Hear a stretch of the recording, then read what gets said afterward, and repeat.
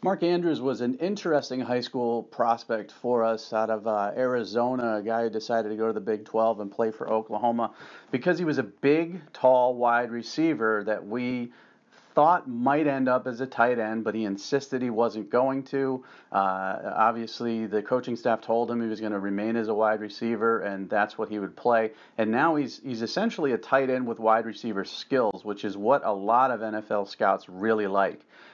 They like those guys that can stretch the field. They like those guys with that big frame that are also elite ball catchers, and that's what Andrews is. He's a red zone threat. But again, as I mentioned, he's not a tremendous inline guy. He's not a tremendous blocker, but he's a guy who can get off the line of scrimmage. He's trouble for safeties and especially linebackers, and he can sneak downfield and get behind you. And I think that's why he's intriguing to a lot of people. His recruitment was, interesting. Oklahoma does a great job recruiting out west, getting a lot of kids from California. He's from Arizona, so it might as well be California. And they were able to pull him away from many other people who saw that he could be an instant impact guy in an offense. And now, with D.D. Westbrook gone, you got C.D. Lamb in there doing a great job as a freshman, but he's one of Baker Mayfield's top targets. Tremendous safety valve because he can sit down in the zone as well.